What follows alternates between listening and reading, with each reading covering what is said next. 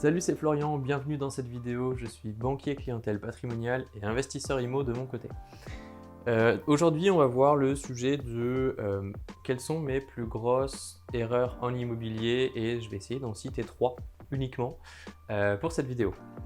À noter que je referai très probablement cette vidéo un jour quand j'aurai progressé et j'aurai level up dans mes investissements IMO et que j'aurai réestimé mes 3 plus grosses erreurs. Elles seront peut-être différentes.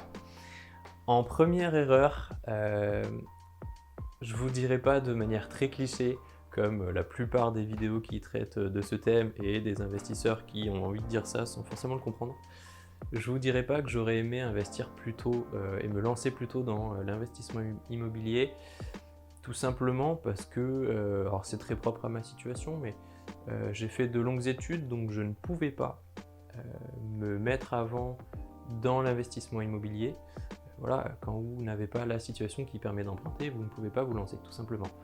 Et je me suis lancé dès la validation de la période d'essai de mon premier taf, donc de mon premier job. Donc au final, j'ai pas perdu de temps. Je peux pas vous dire j'aurais aimé me lancer plus tôt. Par contre, je peux biaiser et vous répondre j'aurais aimé faire différemment mes études et ne pas faire d'aussi longues études pour me lancer sur des choses beaucoup plus concrètes qui ont beaucoup plus de sens aujourd'hui à mes yeux, comme effectivement créer de la valeur plus tôt avec de l'investissement immobilier par exemple.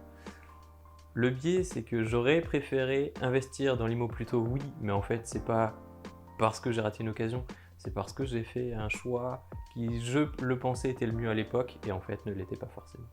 C'est un point de vue très personnel, je referai une vidéo sur le thème un jour. C'était ma première erreur. La deuxième erreur pour moi, c'est d'avoir fait confiance à des agents immobiliers, d'avoir fait trop confiance en fait. Parce que oui, il faut faire confiance à des agents immobiliers. Oui, certains sont compétents, certains sont professionnels. Et si c'est votre cas, que vous êtes agent immobilier, ne le prenez pas personnellement. Mais ma deuxième erreur a été de faire confiance à des agents immobiliers dans le sens où, voilà, après certaines opérations d'achat immobilier et de mise en location, je leur ai dit, voilà les gars,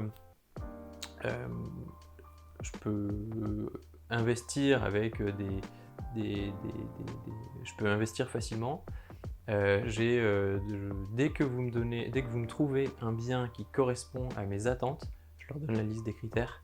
Appelez-moi, on se lance, on y va à fond, on perd pas de temps. Je fais mon crédit de mon côté avec mes collègues, avec ma boîte, etc. Je fais mes calculs de renta, on y va et on avance quoi. Et en fait, je leur ai confié, je leur ai mis dans les mains mes perspectives de business dans le sens où je me suis contenté de leur dire que j'étais dispo, j'étais prêt et qu'il fallait m'appeler pour que quand eux trouvaient une opportunité, il fallait qu'ils m'appellent pour qu'on se lance. Et en fait, c'est des gars qui m'ont jamais rappelé, tout simplement, enfin pour la raison j'en sais rien d'ailleurs, parce qu'au final, dommage pour eux, j'ai fait d'autres OP sans eux, donc voilà. Sur le moment, j'ai pas pris le temps de chercher de mon côté, je leur ai fait confiance, je me suis dit bon, j'ai contacté 10-15 agents IMO, je vais bien avoir un retour un jour. Et au final, le temps passant, bon, il n'y en a qu'un qui m'a recontacté, mais en plus c'était pour des trucs pas du tout pertinents, je pense que c'est des choses qu'il n'arrivait pas à vendre de son côté. Il s'est dit tiens, j'ai trouvé un petit jeune et en fait je vais lui refourguer, sauf que pas du tout. Donc oui, ma deuxième erreur c'était d'avoir fait trop confiance à des agents IMO. Ma troisième erreur, et je vais la retrouver tout de suite. Ma troisième erreur, c'est de ne pas avoir demandé de différé d'amortissement lorsque j'ai fait mes premiers crédits immobiliers. J'y ai pas forcément pensé, j'ai estimé que c'était pas nécessaire à l'époque. Bien sûr, j'avais connaissance que c'était possible, etc. Je m'étais dit, bon, pas la peine, je vais le mettre en amortissement tout de suite, etc. Mon prêt. Il y a des fois où effectivement ça vaut plus la peine, mais bon, d'une façon globale, j'aurais aimé mettre en place un différé d'amortissement de au moins 2 ans, 24 mois, pour pouvoir augmenter ma trésorerie et avoir plus de crédibilité pour les prochains projets, et donc d'avoir fini de rembourser 2 ans plus tard, plutôt que la situation actuelle de mes crédits, à savoir demander à rembourser dès le moment où c'est rentré en amortissement. Voilà. Ma troisième erreur, c'était de ne pas avoir demandé de différé d'amortissement parce qu'on me l'aurait très certainement accordé à l'époque, d'autant plus que c'était justifiable, il y avait des travaux, etc. Donc voilà, c'était ma troisième erreur. Si tu as envie d'aller plus loin et d'obtenir le meilleur prêt immobilier pour ton projet, alors je t'offre 1 heure de contenu à ma formation, votre meilleur prêt immobilier en 3 heures.